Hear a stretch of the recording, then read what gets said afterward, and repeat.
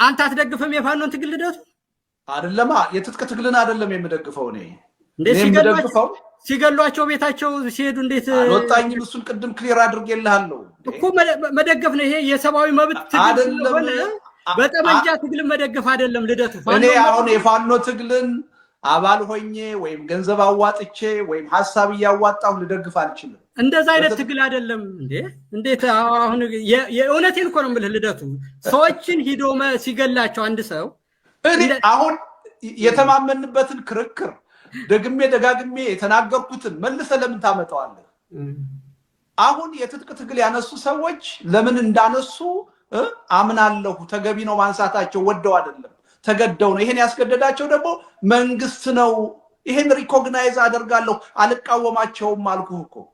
እኔ ደግሞ ደግፋለሁ ማለት ግን መደገፍ ልደቱ መደገፍ እኔ ማይ ፖይንት መደገፍ የትጥቅ ትግል መደገፍ አይደለም ነው። እኔ ደግሞ ልጨርስልህ አልቃወማቸውም ማለት አዳምጠኝ። አልቃወማቸውም ማለት ግን የትጥቅ ትግልን እደግፋለሁ ማለት አይደለም። የፋኖ ትግል የትጥቅ ትግል አይደለም ነው ማለት ነው። እሱን ከፋኖች ጋር ተነጋገር እንግዲህ። ጠመንጃ ይዘው እየተፋለሙ ወደ አራት ኪሎ እየሄድን ነው እያሉ አይ የትጥቅ ትግል አይደለም ሰላማዊ ትግል ነው ካልከኝ እንግዲህ ምንም ማድረግ አይችልም። አንተ ነህ መነጋገር ያለብህ ከፋኖች። ለህልውና የሚደረግን ትግል ይኸውልህ ልደቱ፣ አንድ ምሳሌ ልንገርህ ልደቱ። እኔ ለህልውና የሚደረግ ትግል መሆኑን አምናለሁ እኮ ያንን መደገፍ እኔ እኮ አሁን በጠመንጃ ትግል ስልጣን መያዝም ብቻውን ቢሆን ኑሮ ልደቱ ቢሆን ኑሮ እኔም አልደግፍ እኮ ብዬ በአደባባይ ተናግሬያለሁ እኮ። ዛሬ ሳይሆን ከአንተ ጋር ስለተከራከር ከቴዲ ጋር በመጀመሪያ በነበረን እንትን የሌኒንንም የማኦንም አስተሳሰብ አልደግፍም። ነገር ግን እቤት ድረስ ሊገል ከመጣ እንደ ልደቱ እኔ እኮ አንተ ፍርድ ቤት ሽጉጥ አንተ ቤት ተገኘ ተብሎ ምንድነው ምናምን ሲባል አስታውሳለሁ አይደለም? ሽጉጥ ሰዎች ለሰላምህ ደህንነትን በሚነካ ሁኔታ ስለመጡብህ ነው አይደለም? መቼም ሽጉጥ ጸሎት ልታረግበት አይደለም። የሌለ ክርክር ነው የምትከራከረው አይደለም። ሰልፍ ዲፌንስን የፖለቲካ ፓርቲ አቋቁሞ አሁን ይመስለኛል ሌላ ማስተላለፍ የፈለግከው መልእክት ከሌለ በስተቀር ራስን መከላከል መብት ነው፣ ተፈጥሯዊ መብት ነው። አንድ ሰው አዳምጠኝ፣ አንድ ሰው ሲገደል ሲታሰር በፖለቲካ ሳይሆን በኃይል ሲታሰር አለም ሲገደል ብቻ ኦ ማይ ጋድ እኔ ጨመርኩ እንጂ አልቀነስኩ። ሲታሰር ሲገደል በህገወጥ መንገድ ራሱን ለመከላከል ጠበንጃ ማንሳቱ ተፈጥሯዊ ነው አልኩ። ይሄን ብዬ ከነገርኩ በኋላ ለምን ትከራከራለህ? ልዩነት ስላለው ነው የምከራከረው። የለውም ልዩነት። ለህልውና ብለው ጠበንጃ አንስተው መታገላቸው ስህተት ነው አላልኩም። ባላልኩበት ሰዓት ለምን ትከራከራለህ? የለም ልዩነቱን ልንገርህ ልደቱ፣ እኔን ተረዳኝማ። ግድ የለም አቋምህን እኮ ነገርም እኮ የለም እኮ የአንተንም አቋም ፐብሊክ ነው የሚታወቅ ነው። የኔም የፋኖ ድጋፍ ፐብሊክ ነው የሚታወቅ ነው። አንተም ደግሞ ዛሬ ለምን ፋኖን አልደገፍክም ተብሎ የተለየ ሁኔታ የሚመጣ ነገር የለም። የምንነጋገረው ኮንሰፕቹዋል ነው ልደቱ። እኔ እናንተም ጓደኛ ማቾች ነን፣ ሌላ ነገር አይደለም። ስለ ሀሳብ ነው የምናወራው ማለት ነው። ምንም ኮርነር የሚደራረግም ነገር የለውም። አንተም በግልጽ ተናግረሃል፣ እኔም ተናግሬያለሁ። የኔ ልዩነቴ እንደው እንድትረዳልኝ ከፈለኩኝ በጠመንጃ ስልጣን መያዝ ብቻ ቢሆን አምባገነንን ማስወገድ እዛ ውስጥ አልገባም ነበር። አምባገነን ነው፣ ገዳይ ነው፣ አፋይ ነው ብለው ጠመንጃ የመረጡ እንደ ግንቦት ሰባት ያለ እንደ ኦነግ ያለ ድርጅቶች ነበሩ አይደለ? እንደ ህዋት አይነት ነበሩ በትጥቅ የታገሉ። በዛ ደረጃ ቢሆን እኔ ሰላማዊ ትግልን ነው የመረጥኩ አልኩ። አሁንም የምመርጥ የሱ። ነገር ግን አሁን የሆነው ነገር ሊገል ሲመጣ የሚገል ኃይል ደግሞ 4 ኪሎ ከተቀመጠ አምባገነን አይደለም። አማራ በመሆኑ ብቻ በየቦታው ይቃጠላል፣ ይታረዳል፣ ይገደላል። ይሄ ከአምባገነን መንግስት ጋር ኢንተርኔት የተለያየ። ይሄ ሰልፍ ዲፌንስ እና ይሄን የሚገልህን ሰው ማስወገድ የፖለቲካ ስልጣን ከመፈለግ ጋር እየያዘ ይሄንን መደገፍ ሰብአዊነት ነው። ማንም ሰው በፖለቲካ ጠመንጃን የመደገፍና ያለ መደገፍ ያህል አይደለም። ልክ አንተ ቤት ሽጉጥ ከተገኘው የተለየ አይደለም ነው የምልህ ልደቱ። በቃ የተለየ አይደለም። እሺ ልደቱ፣ ርካሽ ፖለቲካ ባንፈልግ ጥሩ ነው። ምንም ግንኙነት የለውም ከኔ ጉዳይ ጋር። አንድ ትጥቅ ትግል አንስቶ በህዝብ ደረጃ የሚደረግን እንቅስቃሴ አንድ ቤት ውስጥ ስለተገኘ ሽጉጥ ማነጻጸሪያ አድርገህ ማቅረብ የተለየ አዳምጠኝ። ሰልፍ ዲፌንስ ነው ልደቱ። ያንን የምሳሌ ያነሳውልህ ሊገልስ ይመጣ አንተ ሰላማዊ ታጋይ ነህ ልደቱ። ሰዓቱን መግደል ነው የፈለግከው አይደለም? ሰላማዊ ታጋይ አንድ ሀሳብ እየተደማመጣቸው ይሆናል። ልደቱ ቀጥል፣ ይልቃል ትመጣለህ። ሰምተዋል። ሰልፍ ዲፌንስን እቃወማለሁ ብዬ ተናግሬያለሁ። ቴዲ እደግፋለሁ ነው አይደል ያልኩት እኮ ነው አይደለም ቴዲ ስተናገር ማለት በአሁኑ ወቅት የሚካሄድን የትጥቅ ትግል ለምን ተደረገ የሚባልበት ሁኔታ የለም የሚል ሐሳብ እንደምታራምድ ነው ማለት ነው። ልክ እንደተቃወምኩ አድርገህ ለምን ታቀርባለህ ታዲያ? ይልቃል አንተ እኮ አሁን የምታቀርበው ሰልፍ ዲፌንስ ነው ለህልውናቸው ሲሉ ነው ስትል ማስተላለፍ የምትፈልገው መልእክት ይሄን ትግል ልደቱ ይቃወማል የሚል ነው እያቀረብክ ያለው። አንተ ፋኖን ስለምትደግፍ ነው በሰላማዊ ትግል የማይጠይቁ አልከኝ እኮ ልደቱ። እንዴት ነው አይደለም ያልኩት? አንተ የፋኖ ደጋፊና የትጥቅ ትግል ደጋፊ ስለሆንክ የማይጠይቁ ፋኖ ውስጥ ገብተህ እየሰራህ ነው አሁን አንተ የምታደርገውን እኔ እኮ የማረግ ስተት ነው አላልኩም። ይልቃል ፕሊስ እንደማመጥ እንጂ እንዴ የኔና ያንተ ልዩነት እንየው። እኔ አልቃወምም አልኩ። እንዳንተ ግን መዋቅር ውስጥ ገብቼ ወይ መዋቅር ውስጥ ያልገባሁም መዋቅር ውስጥ የለውም እኔ። እሺ በተግባር የሐሳብ የገንዘብ የምናምን ድጋፍ አልሰጥም ወይም የአመራርነት ሚና አልጫወትም ወይም የማስታረቅ ሚና አልጫወትም አልኩ።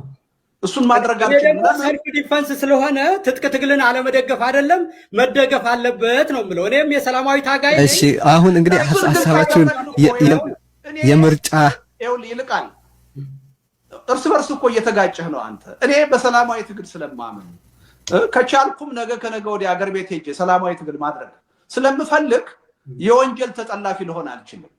በኢትዮጵያ ሕግ በሰላማዊ ትግል የሚያደርግ ሰው ኢትዮጵያ ውስጥ ሆኖ የትጥቅ ትግልን በቀጥታ ሊደግፍ አይችልም። ህገወጥ ነው የሚሆነው። እኔ ግን አዲስ አበባ ሆኜ ደግፌያለሁ አልኩ። የሚያሳድዳቸውን ሰዎች መንግስት ቢያገኛቸው ስለምን የሰላማዊ ጓደኞችህ እኔም የማውቃቸው ወዳጆቼ እነ መስከረም አበራ እስር ቤት አሁን ያሉት ትጥቅ ትግልን ደግፋችሁ ተብለው ነው። አንተ ለምን እንዳልታሰርክ መልስ መስጠት ያለብህ አንተ ነህ።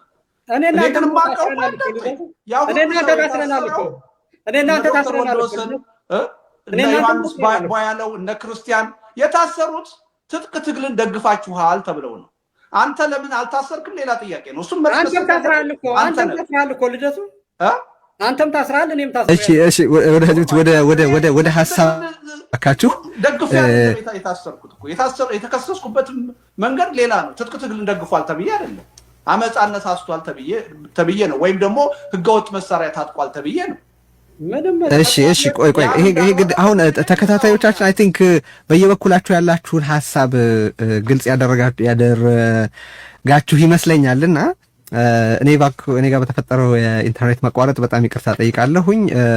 ያልተገመተ ነገር ነው የሆነው። ለምን እንደዚህ አይነት ነገር እንዳጋጠመም አላውቅም፣ ግን ይቅርታ ጠይቃለሁኝ።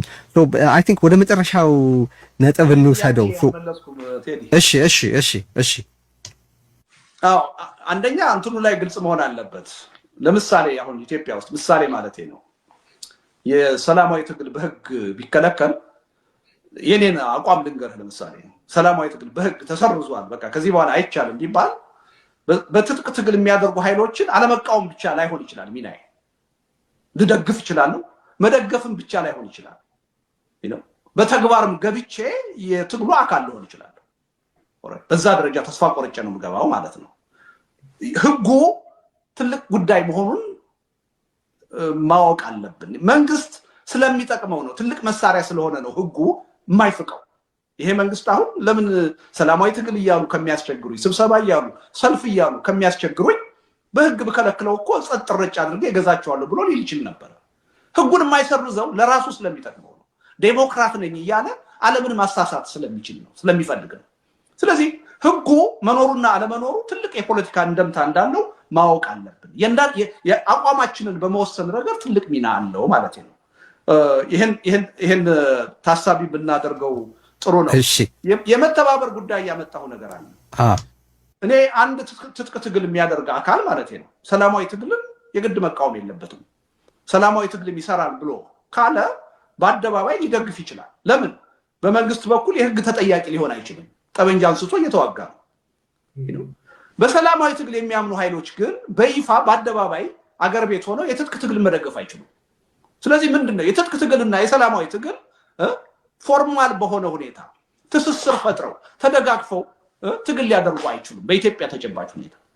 ይሄን ግንዛቤ ውስጥ ማስገባት ያስፈልጋል። ሁሉ ጊዜ የትጥቅ ትግልን በሚመለከት ሐሳብ ስንሰጥ በሰላማዊ ትግል የምናምን ሰዎች ያለብንን የህግ ተጠያቂነት አድማጭ ግንዛቤ ውስጥ ማስገባት አለበት። እኛ በህግ ማዕቀፍ መስራት ነው የምንፈልገው። ያን ስናደርግ አገዛዙ እንዲጠልፈን የተመቻቸ ሁኔታ መፍጠር የለብንም። ስለዚህ በአደባባይ ወጥቼ የትጥቅ ትግልን ከደገፍኩ ኢትዮጵያ ውስጥ ሰላማዊ ትግል ማድረግ አልችልም። እጠለፋለሁ፣ እታሰራለሁ። ያ ደግሞ በህጉ ያስኬዳል። ይሄን መገንዘብ ያስፈልጋል። ከህጉ ከተፋቀ ግን አለመቃወም ብቻ አይደለም። አሁን አልቃወምም ነው እያልኩ ያለሁት፣ ምክንያታቸውን እረዳለሁ። ለዛ ተጠያቂው መንግስት ነው እያልኩ ነው ያለሁት። ከህጉ ከተፋቀ ግን ልደግፍ እችላለሁ። አሁን ይልቃል እንደሚያደርገው በተግባርም ገብቼ ልሳተፍ እችላለሁ።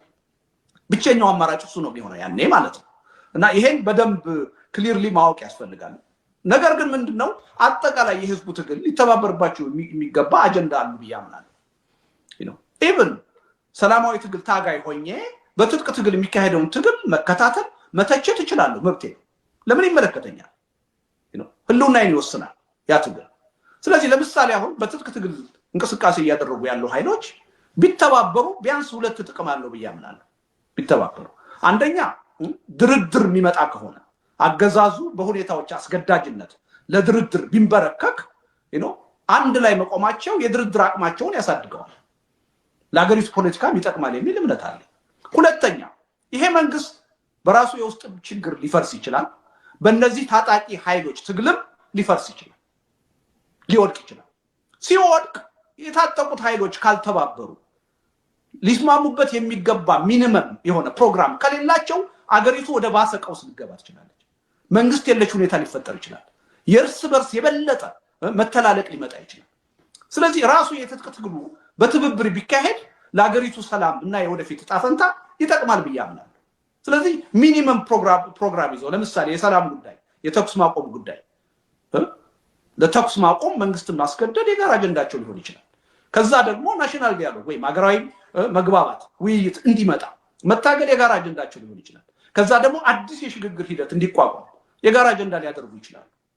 በዚህ ረገድ የኢትዮጵያ የፖለቲካ ኃይሎች በሰላምም ያሉት ለብቻቸው፣ በትጥቅ ትግልም ያሉት ለብቻቸው ትብብር መፍጠር ይችላሉ የሚል እምነት አለ።